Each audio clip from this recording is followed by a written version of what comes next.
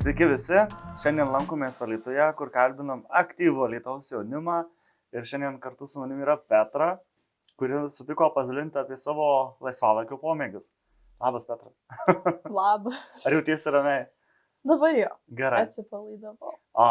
Minėjai, kad turi tokį pomėgį, kuris vis tampa retesnis ir retesnis tarp jaunų žmonių. Tai knygų skaitymas.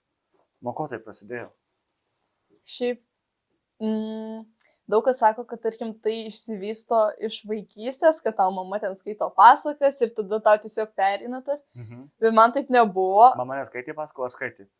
Skaitė, bet manęs tai nesudomino, manęs tai nepatraukė.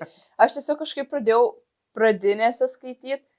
Labai daug skaičiau, žinokit, buvau bibliotekoje, gavau diplomą kaip aktyviausias žmogus. Rimtai? Aktyviausias skaitytojas, ten, kur šauna per verkus, žinai, esi mūsų mėnesio skaitytojas, žinai. Taip, nes aš ten remiau, ten buvo per vasarą. Aš perskaičiau 20 knygų, bet tos knygos nebuvo po 100 puslapių, buvo 300, 200 ir aš gal buvau 3 klasėje ir tiesiog, nežinau, tas hobis mano toksai, jisai niekada nenutrūko. Aš skaitau, galiu pasakyti, kad aš išmokau skaityti 1 klasėje, dabar aš esu 9. 9 metus skaitau knygas, taip tikrai aktyviai, stengiuosi per mėnesį bent 2 perskaityti. Tokios. Ir laiko tam randi. Taip. O kiti neskaito, nesako, nerandu laiko, neįdomu, nuobodu.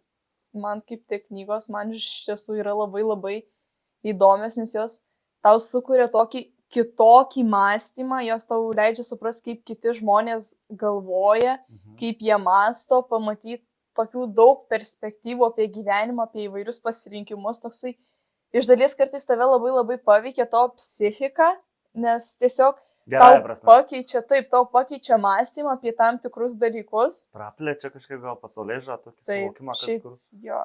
O gerai, turiu klausimą, nes čia pastoviai būna. O skaitai tai, ką nori, ar ir ta privaloma literatūra irgi yra įdomi? Ar nelabai įdomi? Yra šiaip labai priklauso nuo kūrinių, nes tikrai yra, kad yra labai įdomus. Man asmeniškai, pavyzdžiui, buvo dabar 7 klasėje, buvo apie keliones ir buvo ten tas Robinzonas Kruzas, ten Kapitono Granto vaikai. Kapitono Granto vaikai gal yra, žinokit, 700 puslapių, taip, bet ten tokia įdomi, gerai, man asmeniškai knyga labai labai įdomi, kad tu ją labai labai lengvai skaitai, bet yra tokių, kur, ne pati įdomiausia, kur ten kokių ypatingai, nenoriu dabar čia kažkaip negražiai pasakyti, bet lietuvių rašytojų ten tos eilėraštukai. Eilėraštukai ne. Bet būna, gerai, poezija galbūt ir į knygas įdėtos, bet tipo iš tų eilėraščių padaro knygą ir skaitosi kaip tau privaloma knyga, kažkas tokio. Žinokit, ta nėra labai įdomi. Bet yra ten, pavyzdžiui, dabar skaitom Gyvulių ūkį Rugiuose prie Bedugnės, tą kuprelį, tai tikrai labai, man asmeniškai patinka. Išduosiu paslaptį, šiek tiek žinau daugiau apie Petrą, tai savanoriauja. Taip. Tai kurioje vietoje, ar kitoje dimensijoje, gal kitoje paralelinėje visatoje savanoriauja, nes laiko tai nėra daug. Kaip tu randi laiko savanorystę ir kur tai vyksta? Šiaip aš savanoriauju būtent ne vienoje vietoje, pagrindė savanoriauju pagal programą kultūros centre. Ten kaip iš dalies neprivaloma, bet tave skatina ateiti, nes tu, jeigu nori gauti tuos balus, tu turi eiti, tai tada tu ir eini. Neprivaloma, bet privaloma. Jo. Tai kaip atrodo neprivaloma, bet privaloma? Pats pasirenki? Jo, tu gali tipo neiti, jeigu tu nenori, bet tu tada ir negausi. Tai iš dalies, jei tu nori gauti, tada tu turi eiti. Bet tada aš dar savanoriauju Interaktui tokioje organizacijoje, tai ten yra kaip ir Rotary klubo jaunimo organizacija, Interaktas. Taip pat priklausau mūsų gimnazijos mokinių taryboje, kur būtent šią savaitę labai labai daug visko darau.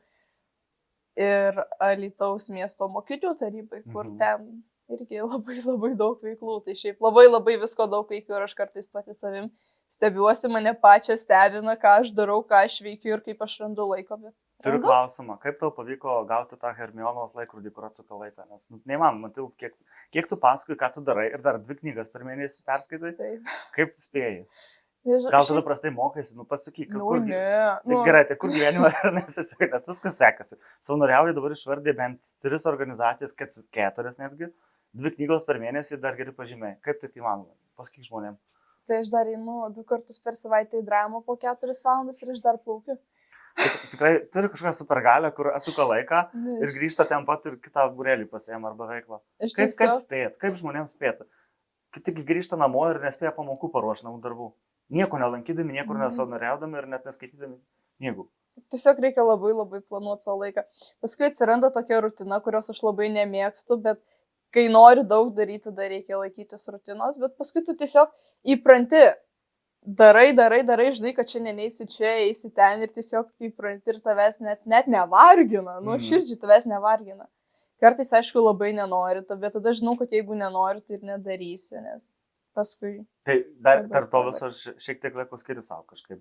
Ja, aš dar žinokit, kiekvieną dieną po pamokų, dažniausiai, bent 4 kartus per savaitę, tai dar miegu pietų miego 2 valandas. Kiek? 2 valandas. Aš nesuprantu, kažkokia supergalia. Neįmanoma tiek laiko spėti talpinti, bet aš džiaugiuosi, kad tau pavyksta, neskleiskim tų kortų ir ačiū, kad pasidalinai ir iš tavęs išgirdau, kad tu drąsiai sakai, kad Alytuje yra ką veikti. Yra. Ir jaunimui yra ką veikti. Yra. Bet reikia būti Petra ir reikia turėti supergalę. Ir reikia paieškoti. Reikia tiesiog paieškoti. Gerai. Tai. Ačiū tau labai, kad pasidalinai, Petra. Prašau.